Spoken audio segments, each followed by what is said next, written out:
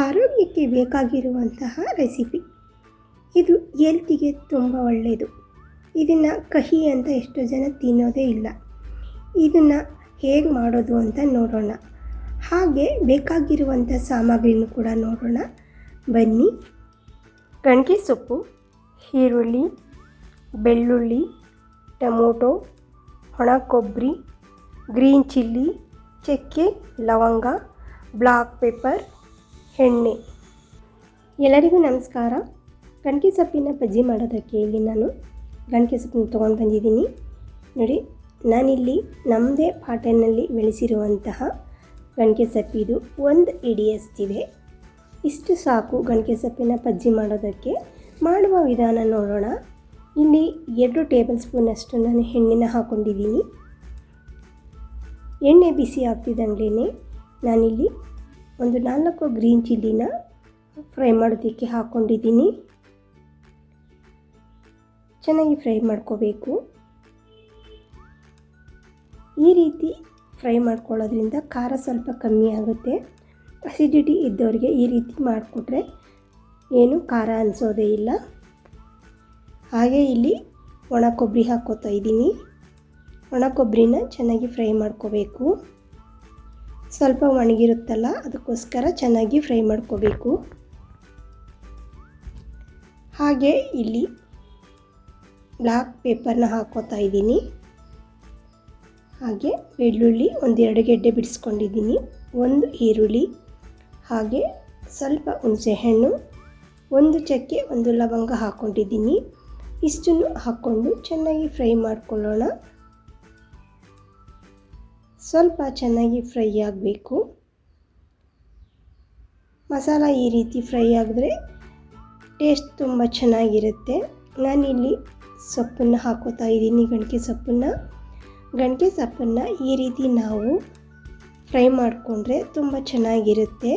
ಸ್ವಲ್ಪನೂ ಕೂಡ ಕಹಿ ಇರೋದೇ ಇಲ್ಲ. ಕೆಲವರು ಬೇಯಿಸಿ ನೀರನ್ನೆಲ್ಲ ಹೊರಗಡೆ ಹಾಕ್ಬಿಟ್ಟು ಮಾಡ್ತಾರೆ. ಆದರೆ ಈ ರೀತಿ ಒಂದು ಸಲ ಮಾಡಿ ಎಷ್ಟು ಚೆನ್ನಾಗಿರುತ್ತೆ ಅಂತ ನಿಮಗೆ ಗೊತ್ತಾಗುತ್ತೆ.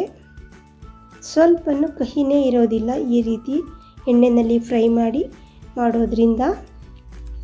ಲಾಸ್ಟಲ್ಲಿ 1 ಟೊಮೊಟೊ ಹಾಕ್ಕೊಂಡಿದ್ದೀನಿ. ಟೊಮೊಟೊ ಹಾಕ್ಕೊಂಡು ಎಲ್ಲ ಫ್ರೈ ಮಾಡ್ಕೋಬೇಕಾಗುತ್ತೆ.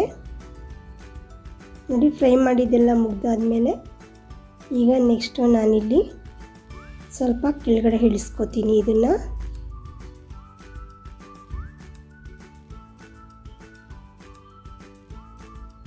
ನೋಡಿ, ಕೆಳಗಡೆ ಇಳಿಸ್ಕೊಂಡು ತಣ್ಣಗೆ ಮಾಡ್ಕೊಂಡು ತೊಗೊಂಡು ಬಂದಿದ್ದೀನಿ. ತಣ್ಣಗಾಗಿದೆ. ಇವಾಗ ಇದನ್ನು ನಾವು ರುಬ್ಕೊಂಡು ಬರಬೇಕು. ಮಿಕ್ಸರ್ಗೆ ಹಾಕ್ಕೋತಾ ಇದ್ದೀನಿ. ಮಿಕ್ಸರ್ಗೆ ಹಾಕ್ಕೊಂಡು ಚೆನ್ನಾಗಿ ಫೈನ್ ಪೇಸ್ಟಾಗಿ ನಾವು ರುಬ್ಕೊಂಡು ಬರಬೇಕು. ನಾವು ರುಬ್ಕೊಳ್ಳೋಣ ಇವಾಗ. ನೋಡಿ, ಇಲ್ಲಿ ನಾನು ರುಬ್ಕೊತೀನಿ ಮಿಕ್ಸಿನಲ್ಲಿ.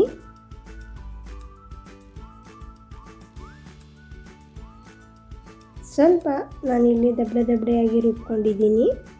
ಹಾಗೆ ಸ್ವಲ್ಪ ನೀರು ಹಾಕ್ಕೊಂಡು ಇದನ್ನು ಇವಾಗ ಫೈನ್ ಪೇಸ್ಟಾಗಿ ರುಬ್ಕೋಬೇಕು.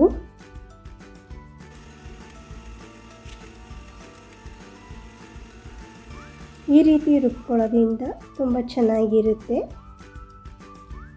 ನೋಡಿ, ನಾನು ಫೈನ್ ಪೇಸ್ಟಾಗಿ ರುಬ್ಕೊಂಡು ಬಂದಿದ್ದೀನಿ. ಕಲರು ಕೂಡ ಅಷ್ಟೇ ಚೆನ್ನಾಗಿ ಕಾಣಿಸ್ತಿದೆ.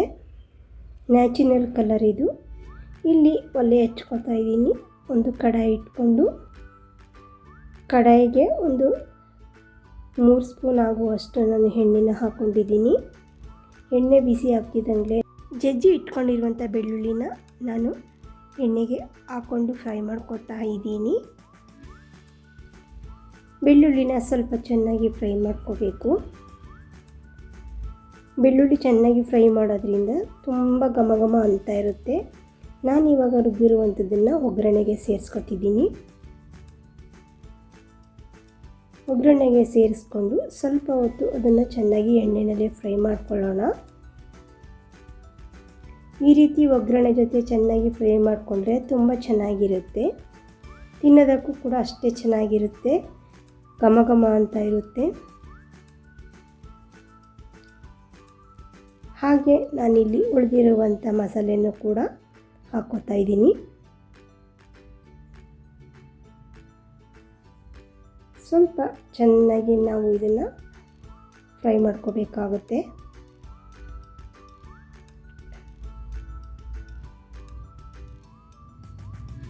ಕಮ್ಮಿ ಉರಿ ಇಟ್ಕೊಂಡು ನಾನು ಫ್ರೈ ಮಾಡ್ಕೋತಾ ಇದ್ದೀನಿ, ಇಲ್ಲಾಂದರೆ ತಳ ಸೀದೋಗ್ಬಿಡುತ್ತೆ.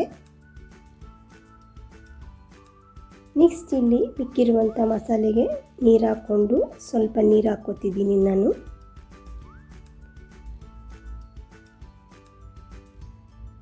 ಗೊಜ್ಜು ಚೆನ್ನಾಗಿ ಬೇಯಬೇಕಾಗುತ್ತೆ, ಅದಕ್ಕೋಸ್ಕರ ಸ್ವಲ್ಪ ನೀರು ಹಾಕ್ಕೊಳ್ಳೋಣ. ನಾವು ಎಷ್ಟು ಚೆನ್ನಾಗಿ ಬೇಯಿಸ್ತೀವೋ ಅಷ್ಟು ಚೆನ್ನಾಗಿ ಗ್ರೇವಿ ಆಗುತ್ತೆ. ನಿಜವಾಗ್ಲೂ ಇದನ್ನೊಂದ್ಸಲ ಈ ರೀತಿ ಮಾಡಿಕೊಂಡು ತಿಂದು ನೋಡಿ ಎಷ್ಟು ಚೆನ್ನಾಗಿರುತ್ತೆ ಅಂತ.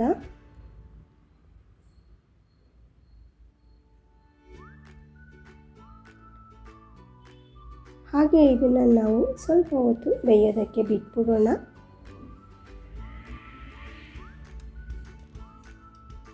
ನೋಡಿ ಚೆನ್ನಾಗಿ ಕುದಿ ಬರ್ತಾ ಇದೆ ಇವಾಗ. ಹಾಗೆ ರುಚಿಗೆ ತಕ್ಕಷ್ಟು ಉಪ್ಪನ್ನು ಹಾಕ್ಕೊಳ್ಳೋಣ. ರುಚಿಗೆ ತಕ್ಕಷ್ಟು ಉಪ್ಪು ಹಾಕ್ಕೊಂಡು ಸ್ವಲ್ಪ ಚೆನ್ನಾಗಿ ತಿರುಗಿಸ್ಕೊಳ್ಳೋಣ ಎಲ್ಲ.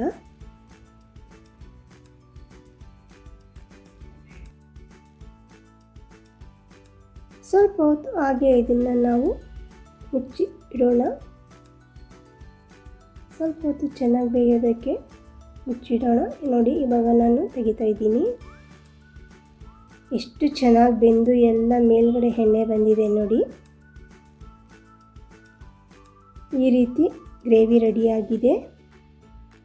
ಎಷ್ಟು ಚೆನ್ನಾಗಿದೆ ಅಂತ ಹೇಳಿದ್ರೆ ಇದನ್ನು ತಿಂದವರಂತೂ ಕಳೆದೇ ಹೋಗ್ತಾರೆ, ಅಷ್ಟು ಚೆನ್ನಾಗಿದೆ. ಇದೇ ವಿಧಾನದಲ್ಲೇ ಕೂಡ ಮಾಡಿ ನೀವು ಎಷ್ಟು ಚೆನ್ನಾಗಿರುತ್ತೆ ಅಂತ ನಿಮಗೆ ಗೊತ್ತಾಗುತ್ತೆ ಟೇಸ್ಟು.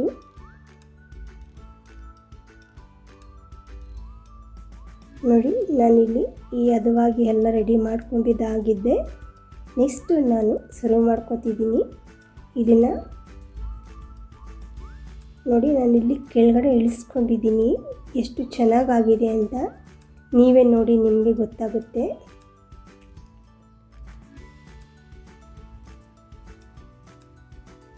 ಒಣಕೆ ಸೊಪ್ಪಿನ ಬಜ್ಜಿ ಎಷ್ಟು ಚೆನ್ನಾಗಾಗಿದೆ ನೋಡಿ. ಹಾಗೆ ಇಲ್ಲಿ ಒಂದು ಬೌಲಿಗೆ ನಾನು ಸರ್ವ್ ಮಾಡ್ಕೊತಾ ಇದ್ದೀನಿ. ಟೇಸ್ಟ್ ಮಾತ್ರ ತುಂಬ ಚೆನ್ನಾಗಿರುತ್ತೆ. ನೀವು ಒಂದು ಸಲನಾದರೂ ಟ್ರೈ ಮಾಡಿ ಇದೇ ವಿಧಾನದಲ್ಲಿ. ನೋಡಿ ಒಣಕೆ ಸೊಪ್ಪಿನ ಗೊಜ್ಜು ರೆಡಿಯಾಗಿದೆ. ನಾನಿಲ್ಲಿ ಮುದ್ದೆ ಜೊತೆನೂ ಕೂಡ ಸರ್ವ್ ಮಾಡ್ತಾ ಇದ್ದೀನಿ. ಎಷ್ಟು ಚೆನ್ನಾಗಿರುತ್ತೆ ಗೊತ್ತಾ, ಈ ರೀತಿ ತಿಂದರೆ ನಾವಂತೂ ಕಳೆದೇ ಹೋಗ್ತೀವಿ, ಅಷ್ಟು ಚೆನ್ನಾಗಿದೆ. ಒಂದು ಸಲನಾದರೂ ಈ ರೀತಿ ಟ್ರೈ ಮಾಡಿ ನೀವು. ನಾನು ನಿಮಗೆ ನೆಕ್ಸ್ಟ್ ವಿಡಿಯೋದಲ್ಲಿ ಸಿಗ್ತೀನಿ. ನಮಸ್ಕಾರ.